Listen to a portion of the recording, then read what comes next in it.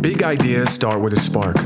At Tassis, we use that spark to ignite the fire in ourselves and our kids. So with the trust we build and the knowledge we share, we can grow together and stand tall, creating opportunities to advance in business while setting an example for the next generation. Whether you are starting fresh in Portugal or expanding globally, we're here to support each other. This is more than a network.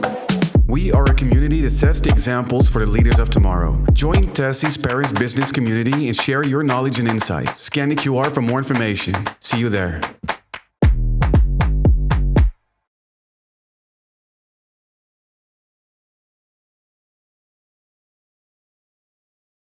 Nicoline, nice to meet you. Nice to meet you. We had a bit of a chat on WhatsApp, and we had a bit of a discussion and see what you do. And can you explain who you are and how did you get where you are today? Professionally or Professionally, logistically? you can share whatever you like. Both. My name is Nicoline Beerkins. I'm an interior designer. I've been designing for the past 25 years. And I started my own company about 12 years ago. Started it off in Amsterdam, Holland, where I'm from, and moved to Portugal 3.5 years ago when I was really ready to take a bit of a break after working very long hours and very hard. That break took about 1 month, and then super fun projects came on my path, and I couldn't resist and missed it too much. So I'm back at it, and this time in Southern Europe, I would say. Okay. Yeah. What is a fun project for you?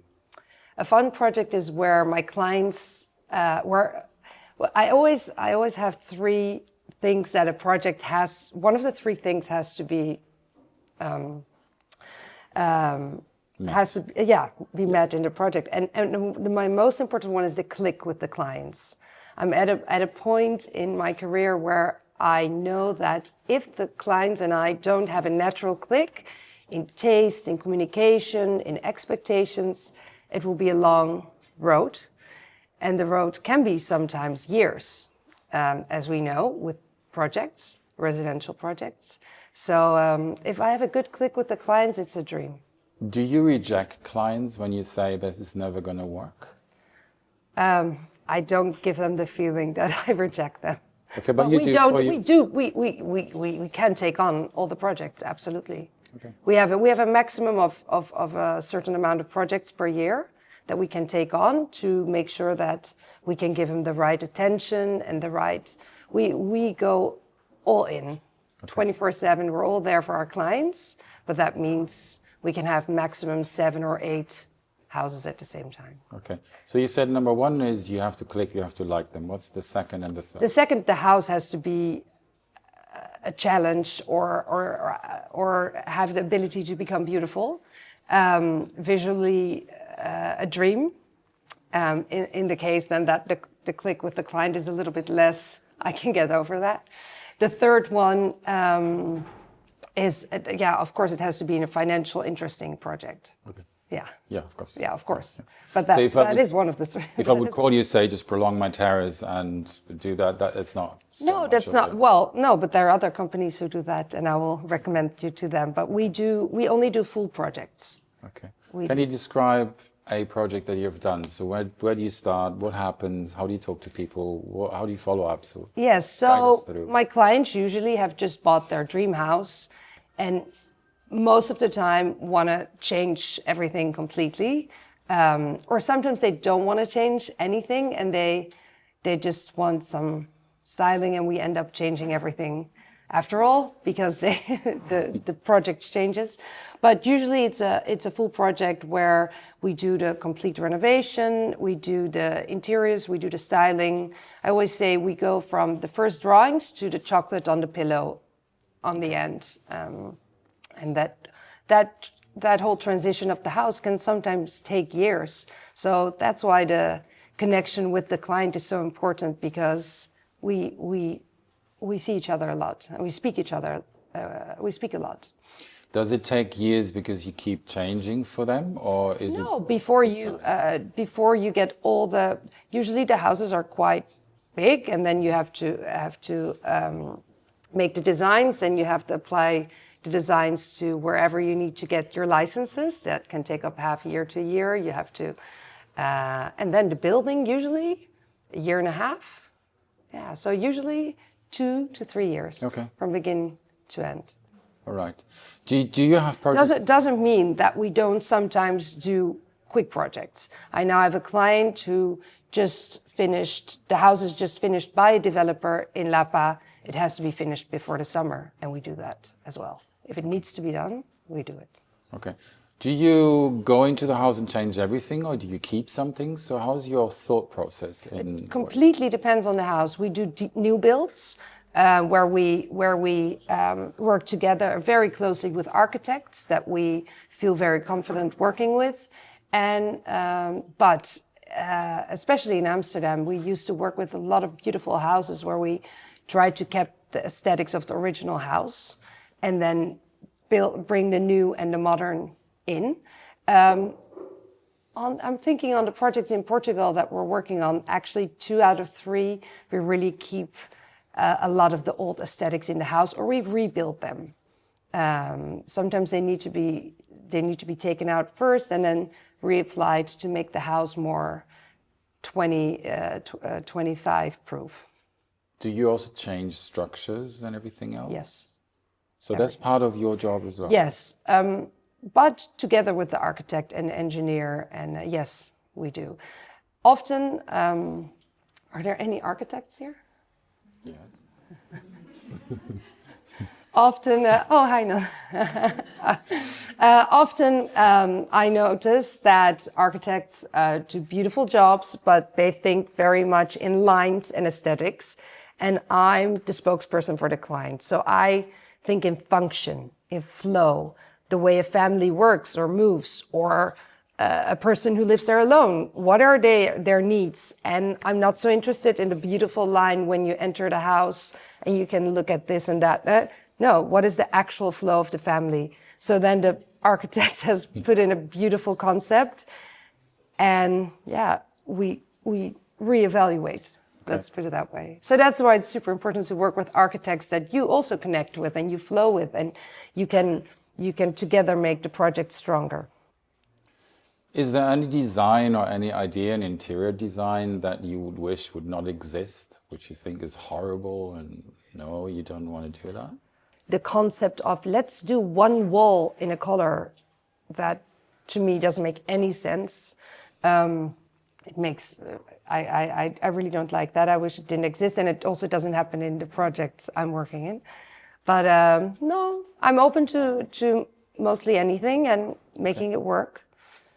So we had Nanda here before, and she described that she has a process of 3 different offers, like the real one, the sort of developed one, and a crazy one in the eyes of the person.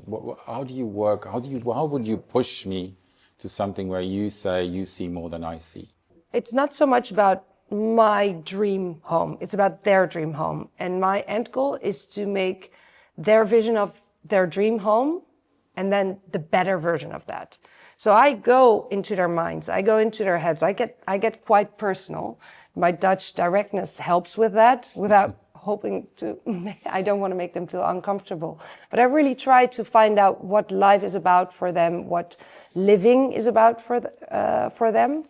And then I ask them certain questions which make them maybe rechange their mind about how initially they thought their house was going to be. And then you're going to say, what kind of questions?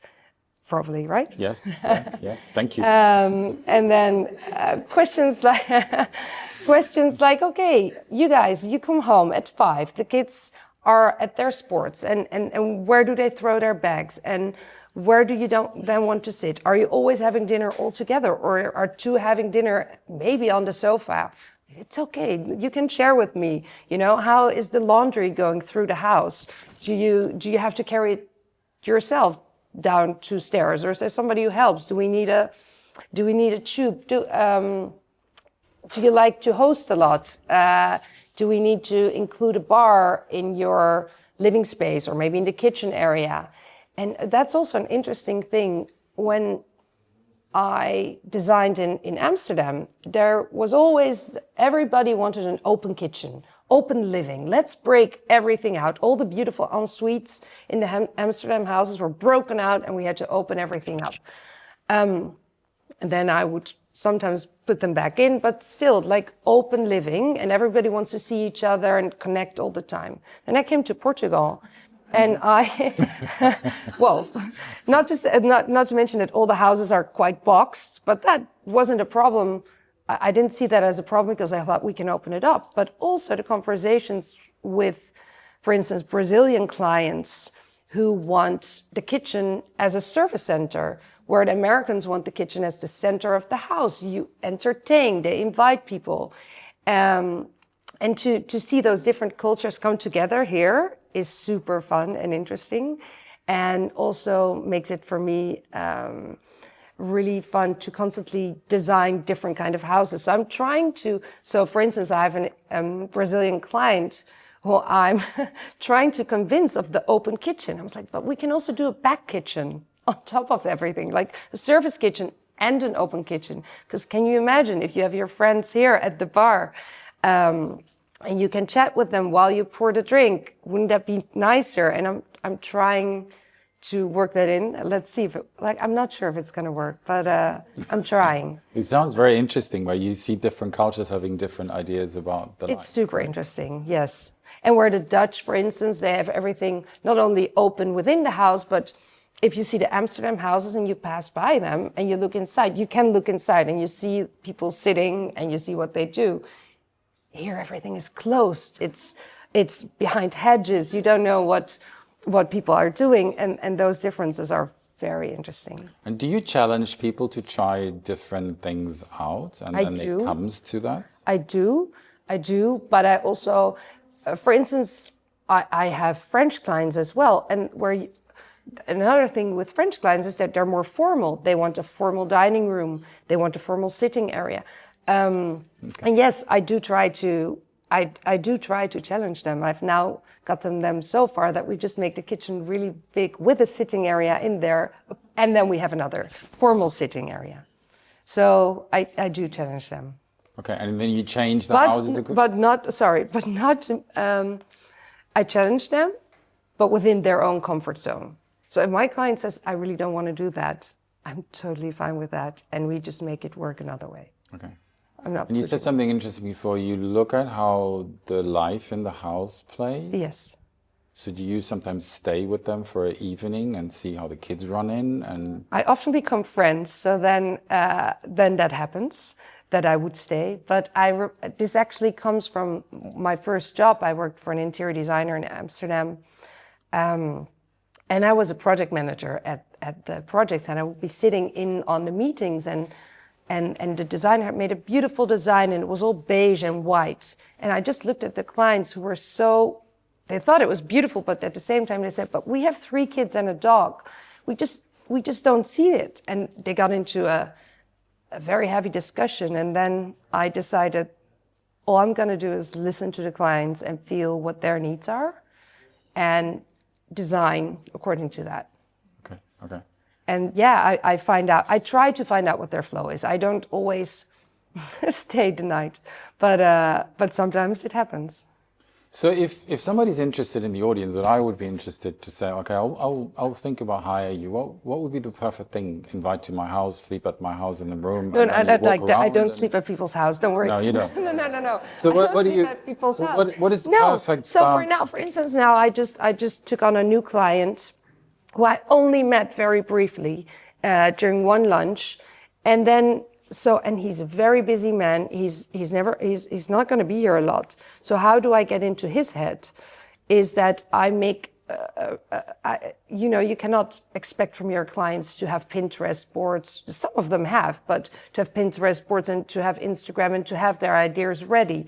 So what I do is I make a pre-presentation for him with all these different visuals on it, where he can just scribble on, I like it, I don't, reminds me of this hotel. And we go into conversation, and we have 1 or 2 conversations about that. And then I usually know what direction they like or don't like, and I go from there.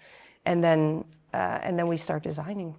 So you don't have to stay the night over. That's not I don't have to stay the night over. All right. No.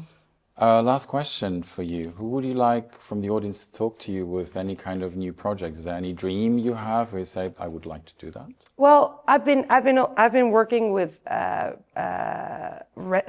residential projects the last 20 years, and I would be interested in where I'm always really working from the client's perspective, and I would be interested in talking to some developers to see how that design perspective is different, and how you can still make a development feel personal without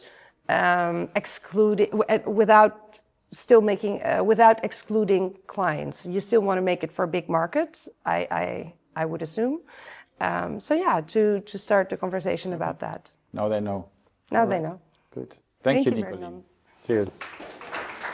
Thank you.